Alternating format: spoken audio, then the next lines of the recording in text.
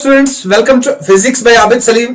कैसे हैं आप सब। जैसे कि मैंने आपको बताया था, प्रॉमिस किया था आप सारे बच्चों के साथ कि मैं class 11th and class 12th की फिजिक्स प्रॉपर आपको पढ़ा दूंगा।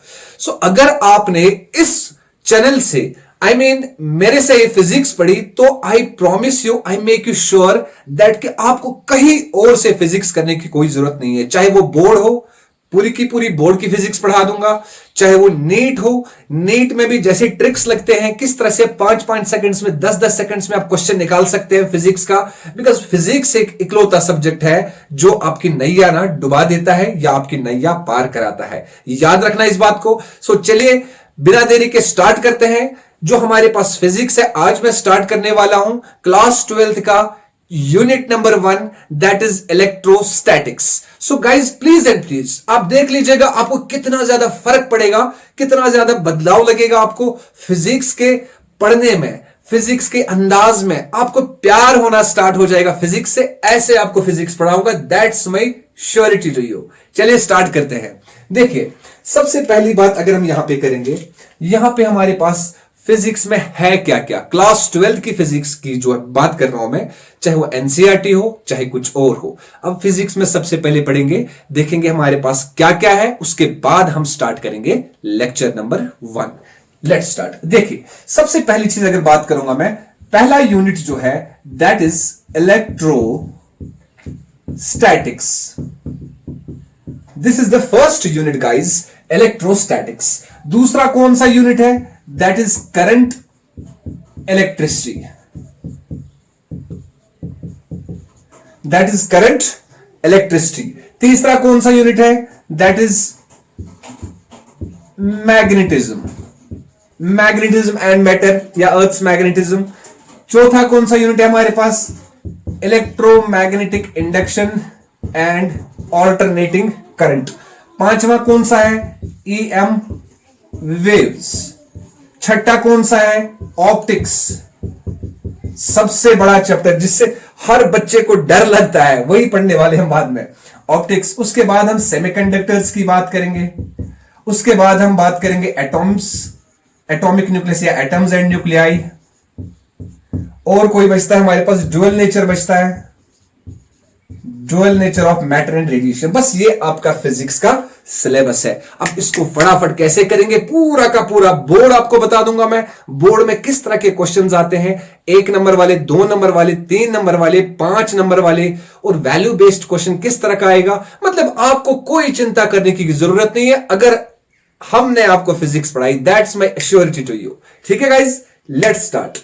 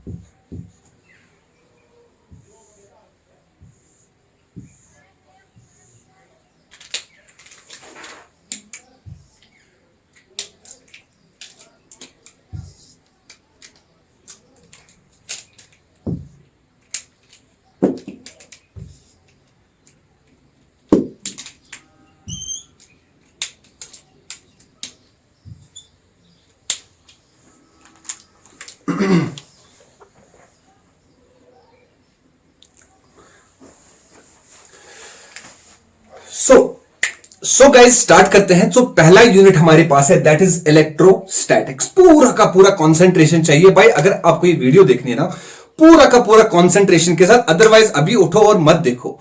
बिकॉज अगर आप फिजिक्स में एक्सेल करना चाहते हैं, फिजिक्स में टॉप करना चाहते हैं, गारंटी से कहता हूं कि पूरी की पूरी अच्छे से वीडियो देखना। बिकॉज मैं बहुत मेहनत से आपके लिए वीडियो बना रहा हूं।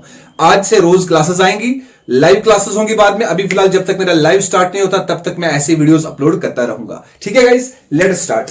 देखिए सबसे पहले हम बात करेंगे यहां पे इलेक्ट्रोस्टैटिक्स की। सबसे पहली चीज, यहां पे ये 2 चीजों से बना है। इलेक्ट्रो का मतलब होता है चार्जेस, इलेक्ट्रो का मतलब होता है चार्जेस, एंड स्टैटिक का मतलब होता है रेस्ट। सो हमारे पास दो वर्ड्स का निचोड़ क्या आएगा, charges at rest. Okay fine. जब भी हम चार्जेस एट रेस्ट की बात करेंगे इसका मतलब हम इलेक्ट्रोस्टैटिक्स पढ़ रहे हैं। Number one. नंबर टू, अब बात यहां पे मैंने बोली है, चार्जेस की बात की है मैंने, तो गाइस चार्ज होता क्या है? आप किसी भी स्टूडेंट से पूछो, आस पड़ोस के जितने भी आपकी चाहे कहीं भी किसी भी कोचिंग सेंटर में पढ़ते होंगे, एलन में, आकाश में, पीडब्ल्यू में, किसी भी कोचिंग सेंटर में पढ़ते होंगे वो, अब किसी से भी पूछना कि चार्ज क्या होता है, आई स्वेयर वो आपको डेफिनेशन, वो आपको प्रॉपर एक्सप्लेन नहीं कर पाएगा। वो बस बताएगा it's the inherit property, it's that property, जबकि मैं आपको पूरा का पूरा for the sake of convenience of students कैसे उनको समझाया जाता है चार्ज क्या होता है, पूरा का पूरा स्क्रैच से पढ़ा रहा हूं बच्चों आपको। देखो इधर। सो सबसे पहले हम बात करेंगे चार्जेस की। चार्ज एग्जैक्टली होता क्या है? देखो बेसिकली क्या होता है, अगर हम बात करेंगे न्यूटन की, न्यूटन बाबा ने क्लास 11th ईयर बात करेंगे, न्यूटन ने क्या कहा था, कोई भी दो बॉडीज अगर यूनिवर्स में होंगी, कोई भी दो बॉडीज अगर यूनिवर्स में होंगी, ठीक है, उनके बीच में हमेशा फोर्स ऑफ अट्रैक्शन होता है। मतलब ये दो बॉडीज है, ये इसको अपनी तरफ खींचेगी और ये इसको अपनी तरफ खींचेगी, मतलब force of attraction. That force of attraction is called gravitational force. ठीक है, इनके बीच में हमेशा force of attraction. Okay fine, next.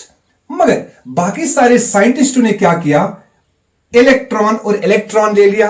ठीक है, ये भी तो दो बॉडीज है गाइस, अगर ये दो बॉडीज है, ये भी क्या करनी चाहिए, न्यूटन बाबा के हिसाब से क्या करनी चाहिए, ये भी अट्रैक्ट करनी चाहिए। बट हम जानते हैं इलेक्ट्रॉन इलेक्ट्रॉन, नेगेटिव नेगेटिव जो भी है, चलो नेगेटिव छोड़ो, इलेक्ट्रॉन इलेक्ट्रॉन ये क्या कर रही है, ये रिपेल कर रही है। ठीक है, अब बात करते हैं इसी तरह प्रोटॉन प्रोटॉन, ये न्यूटन के हिसाब से क्या करनी चाहिए, ये अट्रैक्ट करनी चाहिए। ठीक है, बट क्या करते हैं ये रिपेल करती हैं। तो अब आप समझ गए मेरी बात, पूरा का पूरा ध्यान से समझना। न्यूटन ने कहा दो बॉडीज अट्रैक्ट करनी चाहिए, okay fine, no issue, but electron electron लिया, ये तो रिपेल कर रही है। प्रोटॉन प्रोटॉन लिया, ये भी रिपेल कर रही है। इसका मतलब गाइस कोई और फोर्स है जो इन दोनों के बीच में है, जो कि ज्यादा स्ट्रॉन्गर है, किससे, ज्यादा ताकतवर है, किससे, ग्रेविटेशनल फोर्स से। आपको समझ आ रही मेरी बात?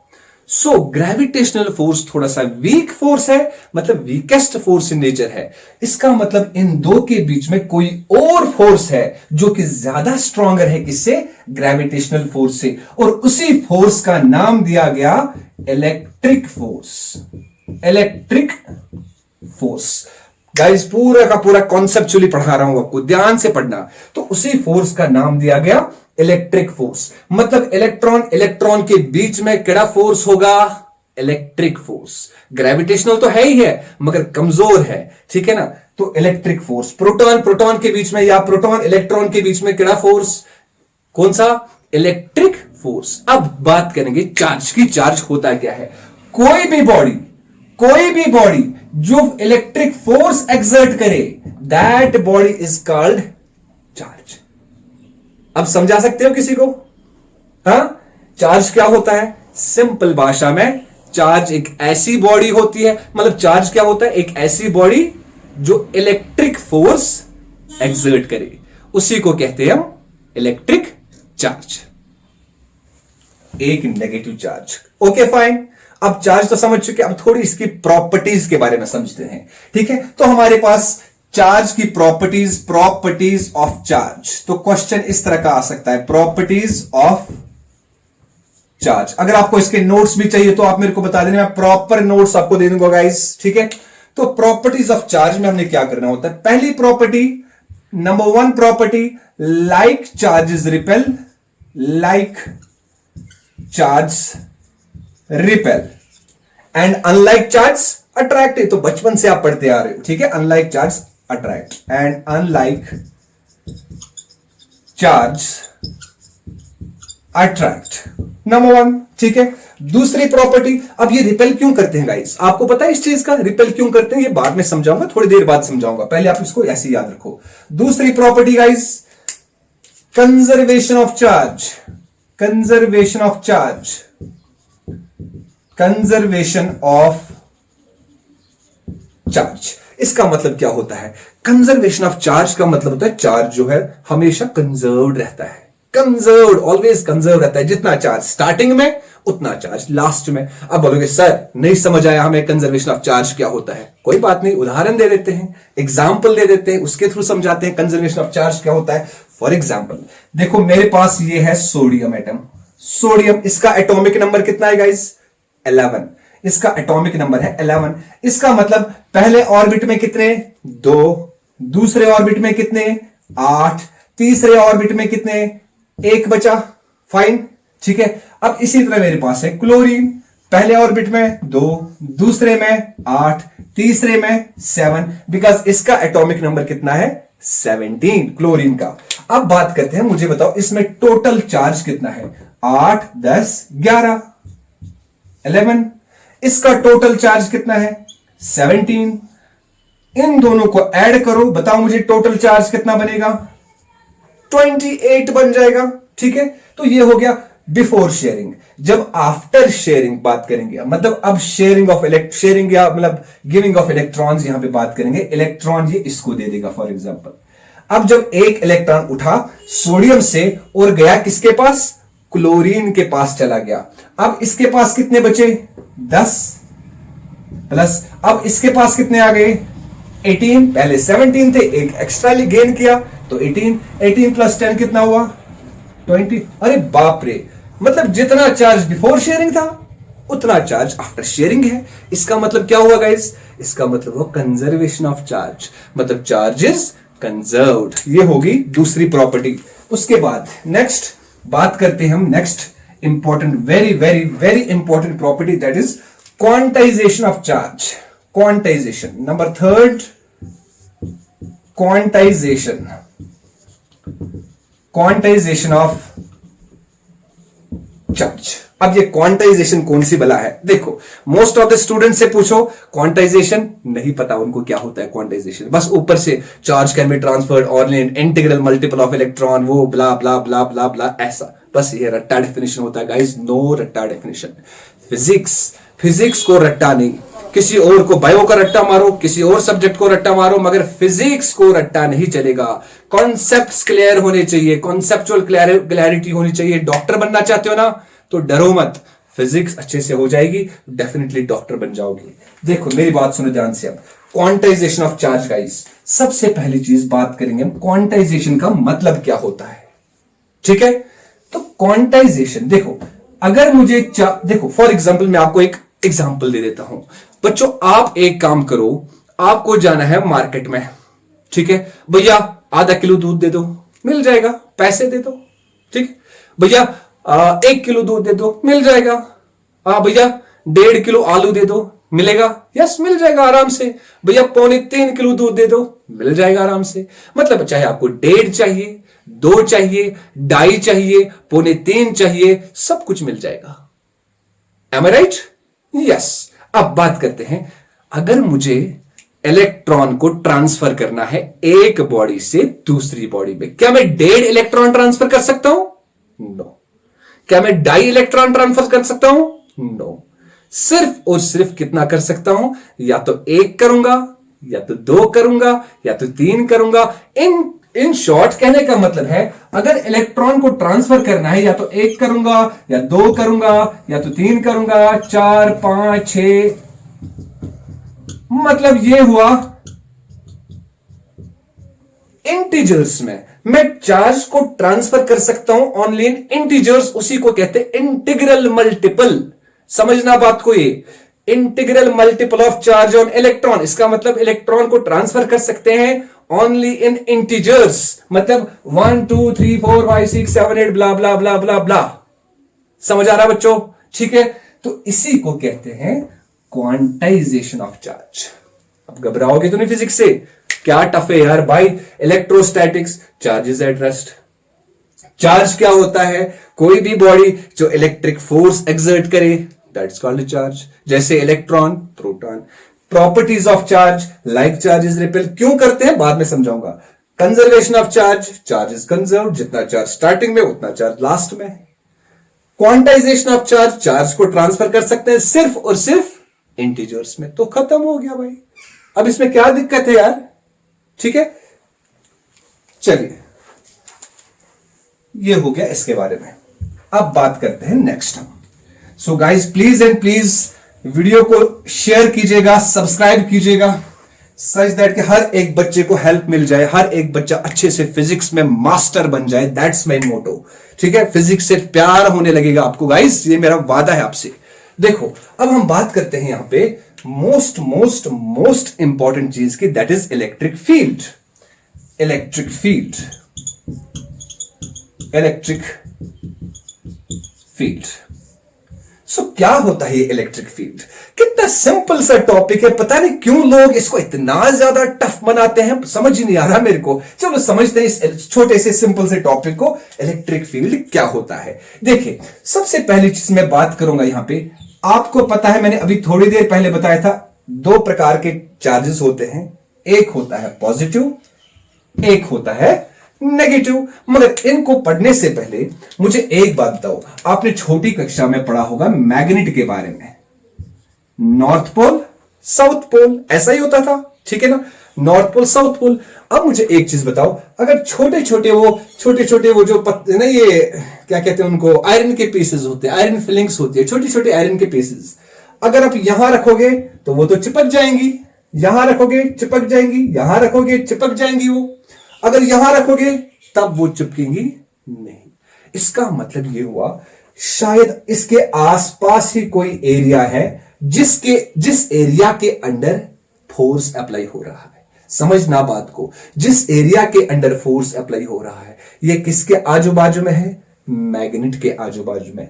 इसी तरह मैं आपको चलो एक और एग्जांपल देता हूं। फॉर एग्जांपल आपको याद होगा, देखो मैंने इससे पहले भी एक एग्जांपल ऐसी वाली दी थी, ये इंडिया ये पाकिस्तान, ठीक है, इंडिया पाकिस्तान खेलते हैं। देखो ध्यान से समझना, इंडिया का अगर सपोज कोई फौजी बंदा है, वो गलती से पाकिस्तान के बॉर्डर को, ये बॉर्डर है बीच में, इस बॉर्डर को क्रॉस किया तो क्या होगा? मलाई पहनाएंगे, पैसे दे देंगे, चाय पिलाएंगे, कॉफी पिलाएंगे ना, क्या करेंगे?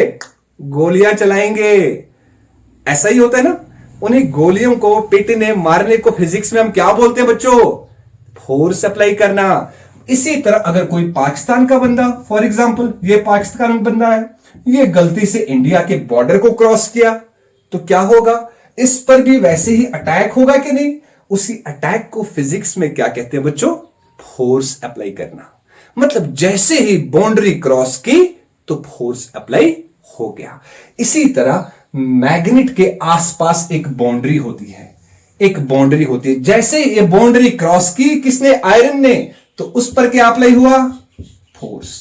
और जिस बाउंड्री के अंदर अंदर ये फोर्स अप्लाई हो जाएगा, उसी एरिया को, उसी बाउंड्री को कहते हैं magnetic field. I hope guys समझ में आया होगा। मैग्नेटिक फील्ड क्या होता है? The area around a magnet in which force can be experienced.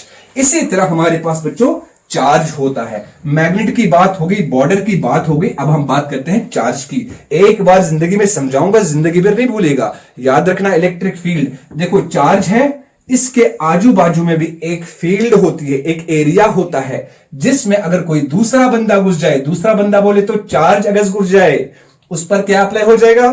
Force apply हो जाएगा। नाउ इसको हम इंग्लिश में कैसे डिफाइन कर सकते हैं इस फील्ड को?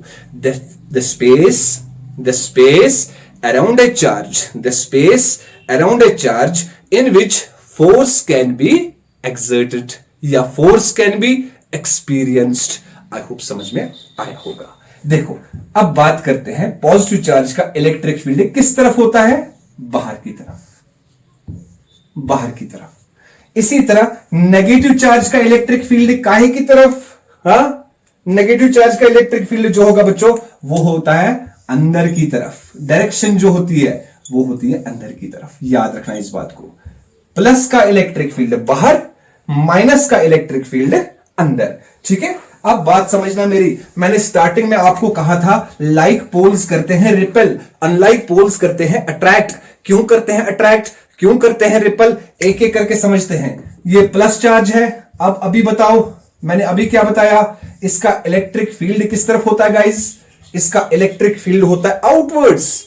माइनस चार्ज इसका, सॉरी चलो यहां भी प्लस ले लो फॉर एग्जांपल, इसका इलेक्ट्रिक फील्ड किस तरफ होगा बच्चों, इसका इलेक्ट्रिक फील्ड होगा बाहर की तरफ, बाहर की तरफ, बाहर की तरफ, बाहर की तरफ। ध्यान से समझना बच्चों, बाहर की तरफ, ठीक है। ये भी इसको धक्का मार रहा है बाहर की तरफ, और वो क्या कम है इससे, ये भी उसको धक्का मारेगा बाहर की तरफ। जब दोनों धक्का मुक्की करेंगे, वो उधर फेंका जाएगा, ये इधर फेंका जाएगा। इसका मतलब लाइक पोल्स क्या करते हैं, रिपेल करते हैं बच्चों। समझ आया कि नहीं? इसी तरह अनलाइक पोल्स क्या करेंगे, अट्रैक्ट करेंगे। कैसे करेंगे अट्रैक्ट, प्लस इलेक्ट्रिक फील्ड बाहर की तरफ, माइनस इलेक्ट्रिक फील्ड अंदर की तरफ। ये बाहर जाने के लिए रेडी है और उसको बोल रहा है आ जाओ आ जाओ, कोई बात नहीं, कम कम कम।